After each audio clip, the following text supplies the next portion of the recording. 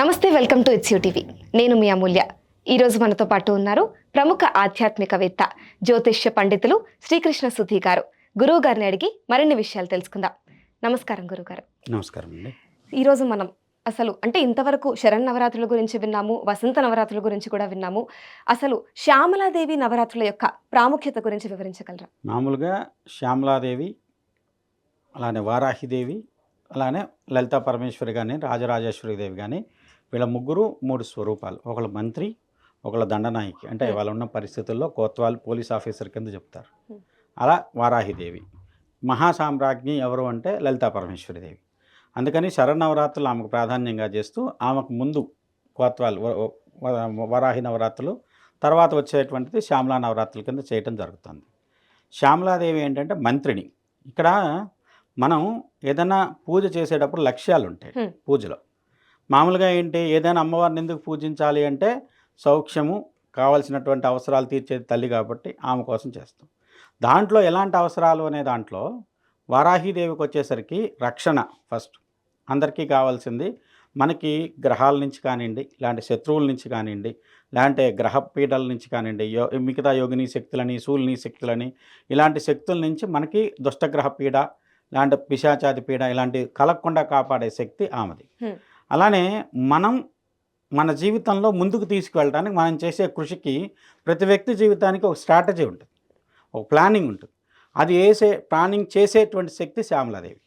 అందుకనే మీరు లలిత శాస్త్రంలో కనుక చూస్తే గేయచక్ర రథారూఢ దండనాథ ప్రస్కృత, గేయచక్ర రథారూఢ మంత్రిని పరిసేవిత, కిరిచక్ర రథారూఢ దండనాథ ప్రస్కృత. అంటే గేయచక్రం మీద వచ్చేసేసి ఆ శ్యామలాదేవి ఉంటుంది, కిరిచక్రం మీద వారాహిదేవి ఉంటుంది.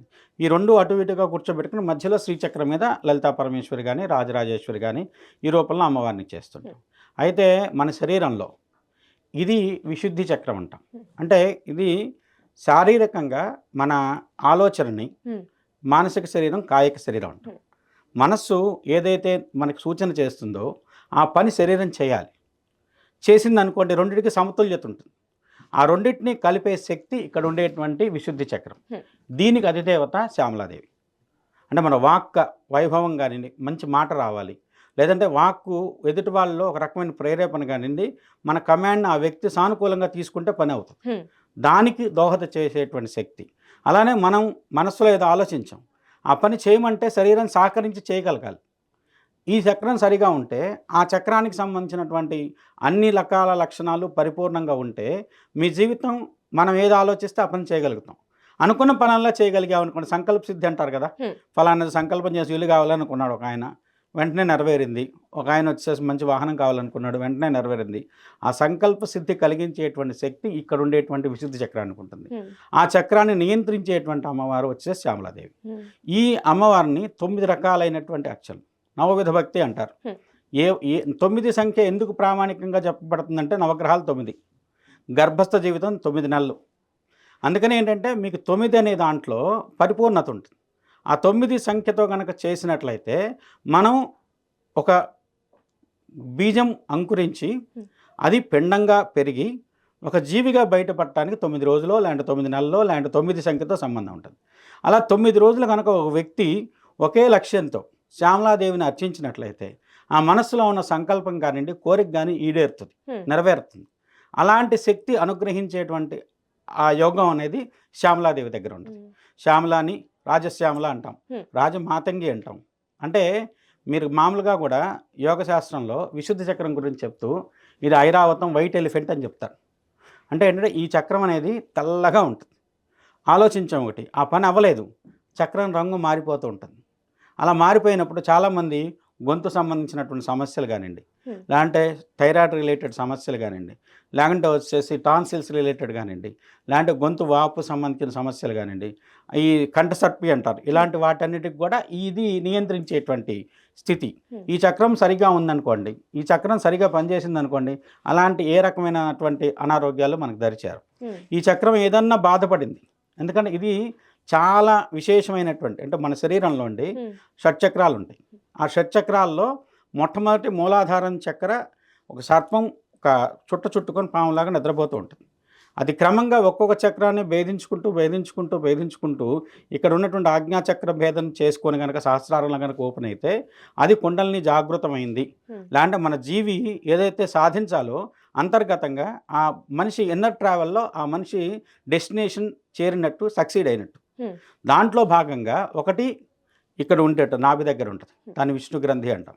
అనాహతం దగ్గర ఉండేది రుద్ర గ్రంథి, అది శివ సంబంధం, ఇది బ్రహ్మ సంబంధించింది. ఇక్కడ నుంచి ఓపెన్ అయినటువంటిది 2 ఎడనాడి పింగళ నాడి ఇలా వచ్చి ఇక్కడ ఉన్నటువంటి ఆజ్ఞాచక్రంలో ఓపెన్ అవుతాయి. అలా అయితే ఈ చక్రం కనుక భేదన జరిగింది అనుకోండి, జ్ఞానానికి అలానే క్రియకి రెండిటికి సమతుల్యత సాధించినట్టయి ఆ వ్యక్తి జీవితం పరిపూర్ణం అవుతుంది. అంత విశేషం ఉంది శ్యామలా నవరాత్రుల్లో. యోగశాస్త్రం ప్రకారం లేదంటే మనం చేసే దాంట్లో ఇది రహస్య నవరాత్రులు అంటారు, గుప్త నవరాత్రులు అంటారు. అంటే అందరూ చేయటానికి అందరికీ మంత్ర అధికారం ఉండదు, అందరికీ మంత్ర సిద్ధి కానివ్వండి, మంత్ర ఉపదేశం కానీ ఉండదు. కానీ చేయాలనుకునే ఉద్దేశం ఉంటే కాళిదాసు ఉన్నాడు, ఆయనకి ఏమీ తెలియదు, వెళ్ళాడు, భార్య తిరస్కరించింది, ఆ అడవుల్లో పడి వెళ్ళాడు జంతువులు వేటాడిని, చివరికి ఒక పాడుబడ్డ ఆలయం చేరి ఏడుస్తూ కూర్చున్నాడు. ఐం అనేది పలకడం రాక ఆయన ఏం ఏం ఏం ఏం అన్నాడు. ఓ రాత్రి అమ్మవారు సాక్షాత్కరించి నోరు తెరవమని చెప్పి బీజాక్షరాలు రాసింది. ఆయన మహాకవి అయ్యాడు.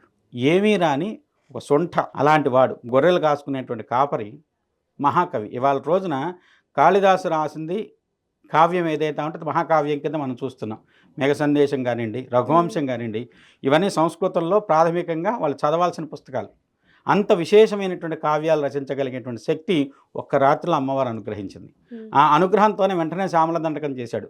మాణిక్యమీనాం అపలాలయంతి మదాలసాం మంజుల వాగ్విలాసాం మాహేంద్ర నేత కోమలాంగి మాతంగ కన్యాం మనసా స్మరామి. ఆ ఒక్క స్తోత్రంతో ఆయనకున్నటువంటి అప్పటి వరకు ఉన్నటువంటి దోషాలన్నీ తొలగిపోయినాయి. ఆ వాక్కి ఒక రకమైనటువంటి వైభవం వచ్చింది. తద్వారా ఆయన మహాపండితుడయ్యాడు. అంటే అనుగ్రహం ఉంటే క్షణం చాలు. అంత విశేషమైన శక్తి శ్యామలానుగ్రహంలో ఉంటుంది. అంటే మరి ఇప్పుడు ఈ శ్యామలాదేవి నవరాత్రుల్లో ఏదైనా ప్రత్యేక వ్రతాలను కూడా చేస్తారా గురువుగారు? ఎందుకంటే చాలా మందికి దీని గురించి తెలీదు. వ్రతాలు అనేవి ఎప్పుడైనా చేసుకోవచ్చు. దానికి ఇప్పుడు మాఘమాసమే ఎందుకు తీసుకోవాలి అంటే ఇది జ్ఞానానికి సంబంధించినటువంటిది. శ్యామలా నవరాత్రులు శక్తి, వారాహి నవరాత్రులు శక్తికి సంబంధించినటువంటిది, రక్షణకి సంబంధించి. ఇది జ్ఞానానికి మన మార్గ నిర్దేశకత్వానికి సంబంధించిన నవరాత్రులు. అందువల్ల ఏంటంటే పదును పెట్టాల్సింది ఇక్కడ జ్ఞానానికి, బుద్ధికి. కాబట్టి సరస్వతి శ్యామలా రూపంలో ఉన్న, మాతంగి రూపంలో ఉన్న, లేకుంటే వచ్చేసి మనకి సుముఖి రూపంలో ఉన్న, ఇవన్నీ శ్యామలాదేవికి ఉన్నటువంటి వేరు రూపాలు. ఈ రూపంలో శ్యామలాదేవి అంటే బుద్ధికి పదును పెట్టామనుకోండి, అది మీరు గమనించండి. కొంతమంది ఎంతమంది వేసినా ఒక ఆర్టిస్ట్ వేస్తేనే ఆ క్యారెక్టర్ పండుతుంది. ఇప్పుడు ఎన్టీ రామారావు ఉన్నాడు, రాముడు కృష్ణుడు ఆయనే గొప్పగా చూస్తారు. అలానే కొంతమంది భాగవతారు హరికథలు చెప్పేవాళ్ళు ఉంటారు, వాళ్ళు కూడా శ్యామలా అనుగ్రహం ఉన్న వాళ్ళు చెప్తే కథ పండుతుంది, అందరూ వింటారు కూర్చొని. అలాంటి శక్తి నీ వాక్కుకి గుర్తింపు కానీ, గౌరవం కానివ్వండి, మర్యాద కానివ్వండి, లేకుంటే వచ్చి ఒక రకమైనటువంటి కమాండ్ కానీ ఇవ్వగలిగిన శక్తి శ్యామలాదేవికి ఉంది. కాబట్టి నేను రోజు చేసే వ్రతాలు, సరస్వతి వ్రతం ఉంది, జ్ఞానం కోసం చేసేటువంటి మాతంగి వ్రతాలు ఇలాంటివన్నీ చేసుకోవచ్చు. కానీ 9 రోజులు ఒకే లక్ష్యంతో ఒక అక్షరం, ఐంకారం కానీ, శ్రీంకారం కానీ, క్లీంకారం కానీ, హ్రీంకారం కానీ, ఇవన్నీ బీజాక్షరాలు. అక్షరం ఇప్పుడు మా సరస్వతి ఏ రూపంలో ఉంటుందంటే అక్షర రూపంలో ఉంటుంది. ఏదైనా అక్షరం మీరు తీసుకొని కనుక దాన్ని సాధన చేస్తే ఆకారం నుంచి రకారం బండిరా వరకు అన్నీ కూడా బీజాక్షరాలే. అకారం నుంచి బండిరా వరకు 54 బీజాక్షరాలు, అక్షమాల అంటారు దాన్ని. ఏ ఒక్క అక్షరాన్నైనా కానీ దాని మీద ఆధిపత్యం కానీ, దాని మీద ఒక రకమైనటువంటి ప్రొనౌన్సియేషన్ టెక్నిక్స్ ఉంటాయి. ఏ విధంగా సౌండ్ చేయాలి, ఎక్కడ ఆపాలి, ఎక్కడ దాన్ని, అదేంటంటే సాధనతో వస్తుంది. అలా సాధించి కనుక అక్షరం మీద పట్టు సాధిస్తే ఆ అక్షరం పండితుడిని చేయొచ్చు. అలానే కొంతమంది మాట్లాడుతుంటే వక్తలు వాళ్ళు ఏం మాట్లాడినా వింటారు జనాలు. అలా జనాకర్షణ, వాక్కాకర్షణ ఇస్తుంది, వాక్ వైభవాన్ని ప్రసాదిస్తుంది.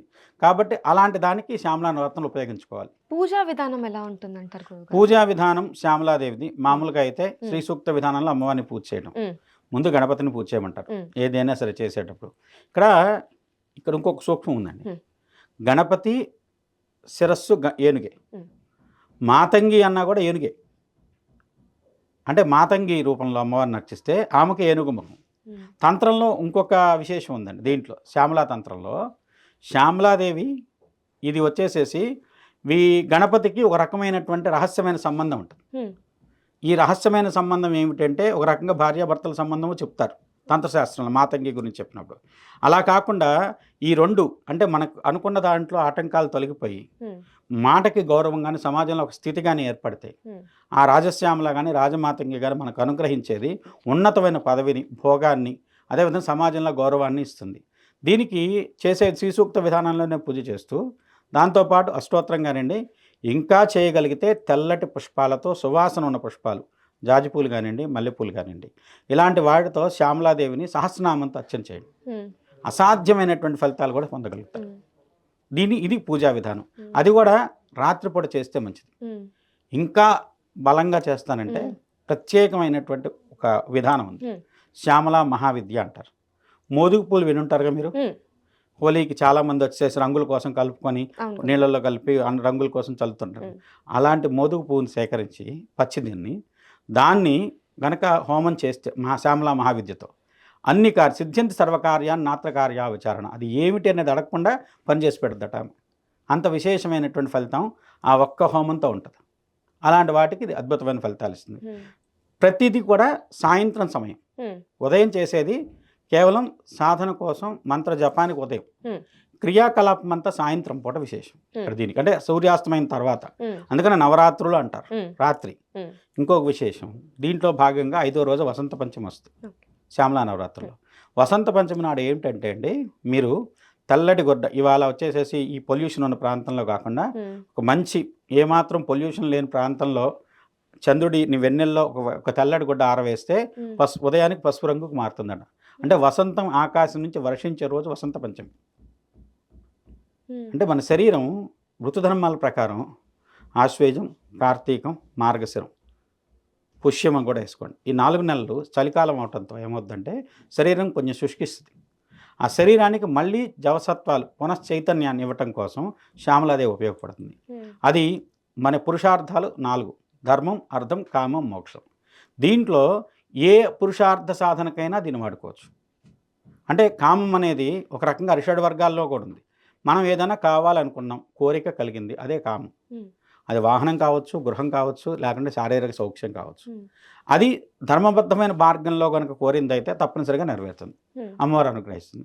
దానికి కొన్ని ప్రత్యేకమైనటువంటి విధానాలు కూడా చెప్పబడ్డాయి. అన్నీ కూడా ఒక్క రోజుతో లేదంటే ఒక విధానంలో అన్నీ సాధ్యపడవు కానివ్వండి. కానీ ఒక్కొక్క సాధన, ఒక్కొక్క లక్ష్యానికి ఒక్కొక్క విధానమైన మార్గం ఉంది. దానికి అన్ని మార్గాలను వాడుకోవచ్చు. పూజా మార్గం వాడుకోవచ్చు, హోమ మార్గం వాడవచ్చు, తాంత్రికమైన అర్చనా మార్గం వాడవచ్చు. ఇలా చేసేటప్పుడు సుగంధ ద్రవ్యాలతో కూడుకున్నటువంటి మంచి కర్పూరం కానివ్వండి, లేకుంటే కస్తూరి కానివ్వండి, లేకుంటే మంచి సువాసన వచ్చేటువంటి అగరు కానివ్వండి, లేకుంటే వచ్చి వీటన్నిటితో కూడా అమ్మవారికి అర్చన చేయొచ్చు. ఎందుకంటే ఇక్కడ ఈమెకి మంచి వయసులో ఉన్నటువంటి అప్పుడే ఋతుమతి అయినటువంటి కన్య బాల శ్యామలాదేవి. మొట్టమొదటి రజస్వలు అయినటువంటి రూపం ఏదైతే ఉందో అలాంటి రూపం కింద ఈమెను శ్యామలాన్ని అర్చన చేయమంటారు. అలా రూపంలో ఉన్నటువంటి ఏంటంటే అప్పుడు ఆ శరీరంలో ఒక రకమైనటువంటి పరిపక్వమైన స్థితి అప్పుడే సంభవించింది. కాబట్టి ఇలాంటి సుగంధ ద్రవ్యాలు కానీ, సుగంధంతో కూడుకున్న పుష్పాలతో కానీ అర్చన చేస్తే ఆమె ఎంత ప్రీతి పొందుతుంటే అంత ప్రీతి పొంది మంచి ఫలితాలు అనుగ్రహిస్తుంది. అంటే ముఖ్యంగా చూసుకుంటే ఈ పూజా విధానం అయి ఉండొచ్చు, లేదా వ్రతాలు ఇంట్లో చేసుకుంటే మంచిదంటారా, లేదా ఆలయంలో కనుక చేసినట్టయితే మంచిదంటారా? ఇవి ఇంట్లో ఎవరికి సంబంధించినటువంటి విధానం వాళ్ళు చేసుకోవటం మంచిదండి. ఆలయంలో సామూహికంగా జరిగేటువంటి వసంత నవరాత్రులు లేకపోతే వచ్చేసేసి అవన్నీ వేరు. ఇది మొదటే ఉంది గుప్త నవరాత్రులు. ఈ వ్యక్తికి లక్ష్యం చాలా వరకు రహస్యంగా ఉంటుంది. మీరేం కోరుకుంటున్నారనేది నాతో చెప్పరు. మీకేం కావాలనేది మీకే ఉంటుంది దానిలో ఉద్దేశం. కాబట్టి ఏంటంటే ఇవి రహస్యంగా జరిగేటువంటి చేసుకుంటేనే విశేషమైన ఫలితం ఉంటుంది. అంతే తప్ప నలుగురిలో కూర్చొని నాకు ఇది కావాలి, ఇది కావాలి, కొన్ని కోరకూడని కోరికలు ఉంటాయి. అవుతాయి కావు తర్వాత విషయం. కానీ మనుషుల ఆలోచనలకు ఇలాంటి కోరికలకు హద్దు ఉండదు కదా. అందువల్ల ఏంటంటే అది సవ్యమైన కోరిక అయితే వెంటనే నెరవేరటానికి మాతంగి సహాయం. అందువల్ల ఏంటంటే గుప్త నవరాత్రులు ఏకాంతంలోనూ తనకు తాను చేసుకునే విధంగా పెట్టుకుంటే మంచిది. అలానే కొంతమంది చేసుకోలేని వాళ్ళు వాళ్ళకి సంబంధించినటువంటి ఇక ఋత్వికులు కానీ ఇలాంటి పండితుల ఆధ్వర్యంలో జరిపించుకున్నా మంచిదే. ఎందుకంటే ఇక్కడ మీకుతో చెప్తున్నా శ్యామలా మహావిద్యను ఖచ్చితంగా బ్రాహ్మణముఖైన కార్యశ్య. రాజ్యంగా ఏంటంటే కొన్ని బీజాక్షరాలు ఉంటాయండి. అప్పటికప్పుడు మన మీద మొదలుపెట్టినప్పుడు నోరు తిరగాలిగా. అదేంటంటే అది సాధ్యపడదు. కొన్ని బీజాక్షరాలు 3-4 అక్షరాలు కలిపి ఒక బీజం ఏర్పడుతుంది. హస్సౌం అంటాం. హకారం పలకాలి, సకారం పలకాలి, ఓంకారం పలకాలి, రకారం పలకాలి, మకారం ఉమ్, పలకాలి. ఉమ్, ఇవన్నీ పలకాలి ఒకే అక్షరంలో. ఉమ్, ఇవన్నీ ఏంటంటే పలకాలి అనేటప్పుడు అందరికీ సాధ్యపడుతుంది. కాబట్టి ఏంటంటే ఆ బీజాక్షరాలతో చేసేటప్పుడు ఖచ్చితంగా ఎవరో ఒక గురువో లేకుంటే ఒక రకమైనటువంటి విధానం తెలిసిన వ్యక్తిలో ఉంటే మంచి ఫలితాలు ఉంటాయి. ఉమ్.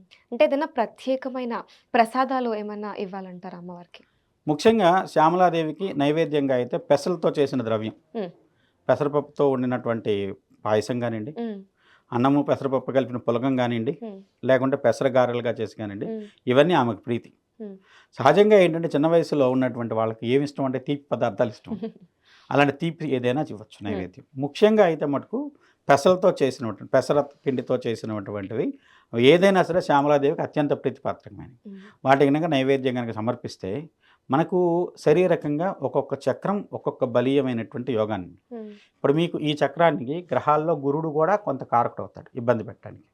ఇప్పుడుండే చక్రం కంట్రోల్ చేసేది గ్రహాల్లో గురుడు అండి. ఉమ్, మన శ్యామల ఎలా అయితే అంటున్నాం అమ్మవారు ఈ చక్రానికి అధిదేవత, ఉమ్, ఈ మనాహత చక్రంలో లలితా పరమేశ్వరు ఉంటుంది అనుకున్నాం. ఉమ్, దాని ముందున్న చక్రంలో విష్ణువు స్థితికారకుడు, అలానే వారాహి అమ్మవారు. ఉమ్, ఇక్కడ వచ్చేసరికి మనకి గేయ చక్రం అనేది ఇదే. ఉమ్, ఈ గేయ చక్రానికి కారకుడు శ్యామలాదేవి. ఉమ్, ఈ శ్యామలాదేవితో పాటు వాచస్పతి గురుడు, ఉమ్, అంటే వాక్కు మనకు కావాలి లేదంటే మనకు మాట సరిగా రావాలి, దాని గురుడు కారకుడు మన గ్రహాల్లో.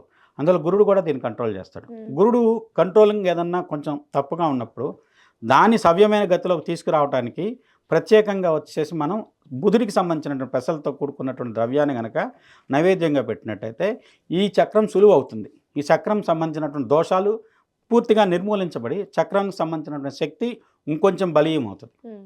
తద్వారా ఈ చక్రానికి మంచి యోగం కలుగుతుంది. సో ఈ 9 రోజులు నిష్టగా అమ్మవారికి నైవేద్యాలతో పూజా పద్ధతిని కరెక్ట్‌గా పాటించినట్లయితే గనక అమ్మవారి అనుగ్రహం ఖచ్చితంగా ఉంటుందంటున్నారు. తప్పనిసరిగా కలుగుతుంది. ఎందుకంటే మనం ప్రత్యక్షంగా చూసాం చాలా చోట్ల. ఈ మధ్యకాలంలో రాజశ్యామల అంటే పదవి కావాలంటే ప్రతి ఒక్క రాజకీయ నాయకులు రాజశ్యామల చేయాలి, రాజశ్యామల చేయాలనుకునే విధంగా అంత జనాల్లోకి జనబాహుల్యంకి వెళ్ళిపోయింది ఇది బాగా.